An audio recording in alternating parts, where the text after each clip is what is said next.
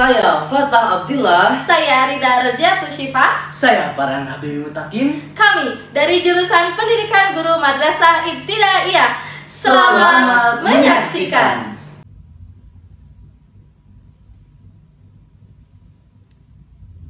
Assalamualaikum warahmatullahi wabarakatuh. Alhamdulillahil wahidil qahhar, mukawwirul laili 'alan nahar, tafsiratan lidawil qulubi wal absar, salatan wa salaman daimaini mutalazimaini ala sayyidina Muhammadinil muhtar wa alihil athhar wa ashabihil ahyar. Amma ba'd. Dewan Hakim yang arif dan bijaksana, yang kami hormati, serta hadirin yang berbahagia. dalam dunia yang demikian luas, dengan jarak antar negara yang amat berjauhan, tidaklah menjadi penghalang bagi kita untuk mengetahui apa yang sedang terjadi di belahan negara lain. Mengapa demikian, hadirin? Karena tersedianya alat elektronik digital saat ini yang mampu mempercepat arus informasi dan komunikasi dalam hitungan detik. Tapi hadirin, perlu kita catat bahwa kecanggihan alat komunikasi itu bisa membawa dampak positif di samping dampak negatif. Contoh yang paling aktual adalah realitas hoax melalui media sosial yang memancing konflik di antara kita. Oleh karena itu, pada kesempatan yang penuh ukhuwah ini, izinkanlah kami menyampaikan sebuah syarah Al-Quran dengan judul Pandangan Al-Quran terhadap realitas hoax. Sebagai rujukan, marilah kita dengarkan firman Allah dalam Al-Quran surah An-Nur ayat 15 yang berbunyi,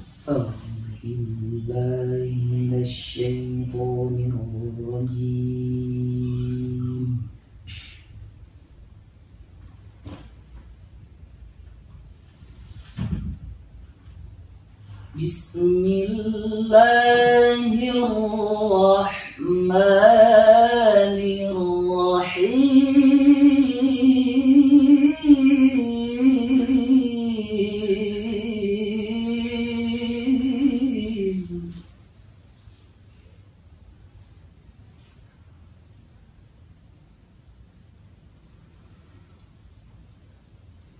إذ تلقونه بألسنتكم وتقولون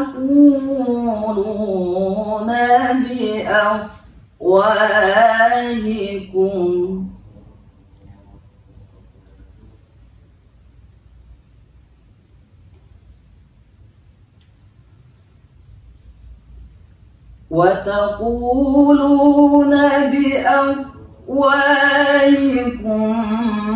ما ليس لكم به علم وتحسبونه هينا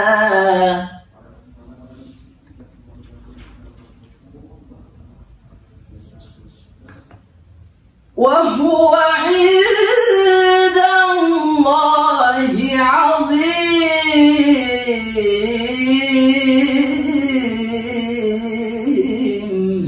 Aku berlindung kepada Allah dari godaan setan yang terkutuk dengan menyebut nama Allah yang Maha Pengasih, Maha Penyayang. Ingatlah, ketika kamu menerima berita bohong itu dari mulut ke mulut, kamu mengatakan dengan mulutmu itu apa yang tidak kamu ketahui sedikit pun, dan kamu menganggapnya remeh, padahal dalam pandangan Allah itu masalah yang besar. Hadirin rahimakumullah, dalam kitab Al-Mukhtasar fi Tafsiril Qur'anil Karim yang ditulis oleh sejumlah ahli tafsir dan diterbitkan oleh Pusat Tafsir untuk Studi Al-Quran Saudi Arabia, dijelaskan bahwa ayat ini memberi teguran kepada orang-orang muslim yang menyebarkan berita yang tidak jelas kebenarannya.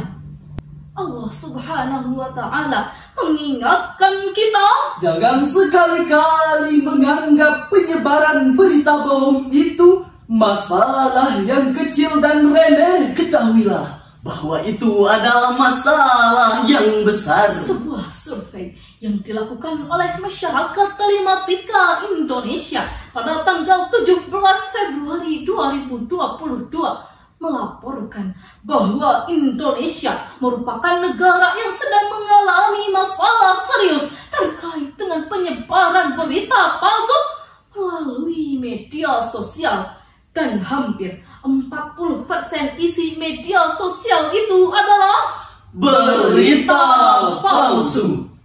Memang hadirin, dalam pasal 28 Undang-Undang Dasar 1945 disebutkan setiap orang berhak atas kebebasan berserikat, berkumpul, dan mengeluarkan pendapat.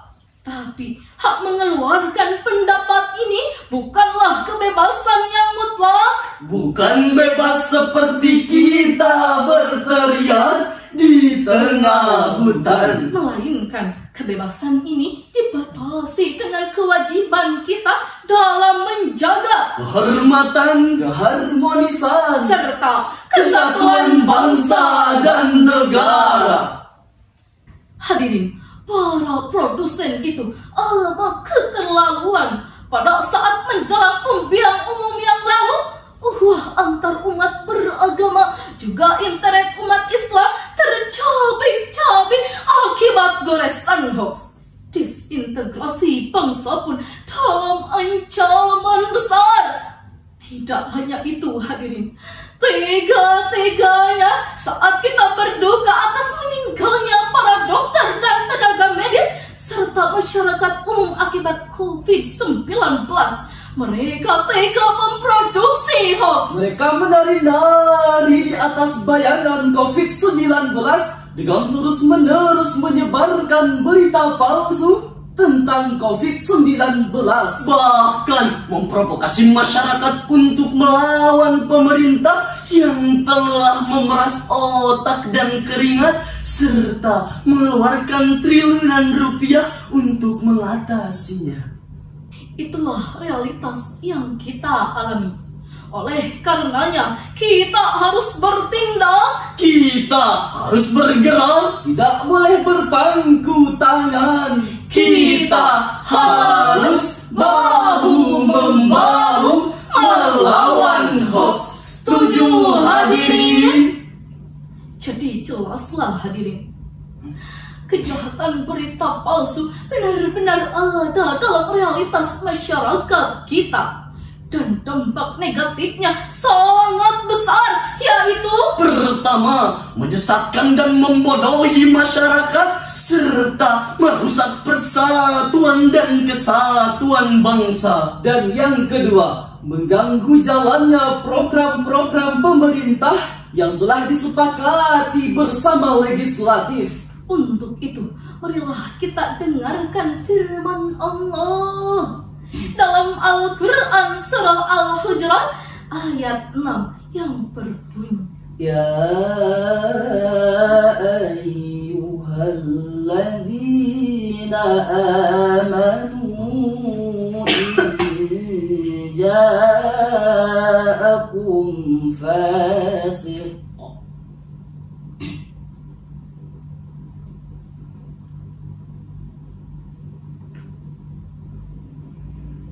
in ja'akum fasiqun binaba'in fatabayyanu an tusibu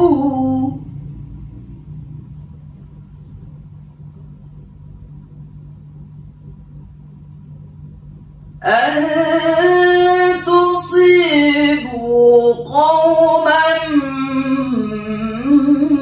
bijahalatin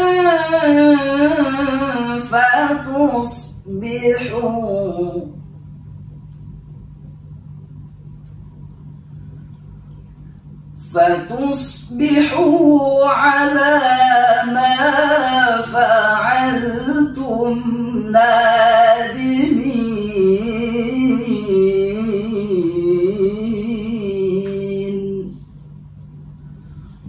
Shadaqallahul azim. Wahai orang-orang yang beriman, jika seorang fasik datang kepadamu membawa berita penting, maka telitilah kebenarannya agar kamu tidak mencelakakan suatu kaum karena ketidaktahuanmu itu yang berakibat kamu menyesali perbuatanmu itu.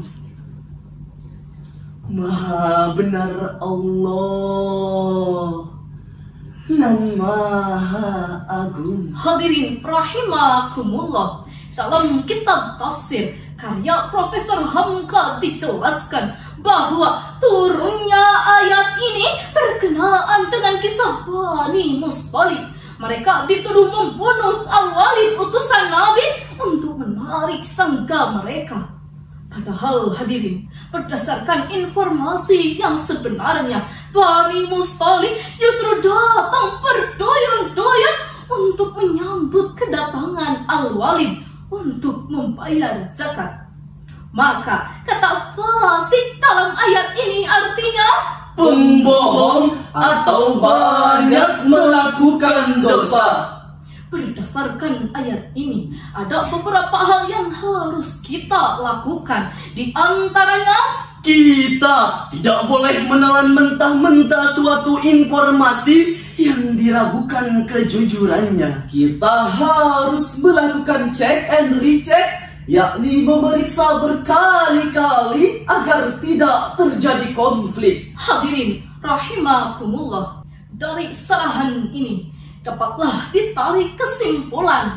Pertama, hoax adalah sebuah realitas sosial yang dapat mengancam persatuan dan kesatuan bangsa kita. Dan yang kedua, pemerintah harus lebih tegas terhadap produsen dan penyebar hoax. Sekian dan demikian yang dapat kami sampaikan. Kita akhiri sarahan ini dengan sebuah pantun. Gadis cantik berselendang sutra, gelang dan antingnya berkilauan. Waspadalah berita yang ada, teliti dahulu sebelum disebarkan. Wabillahi taufik wal hidayah. Wassalamualaikum warahmatullahi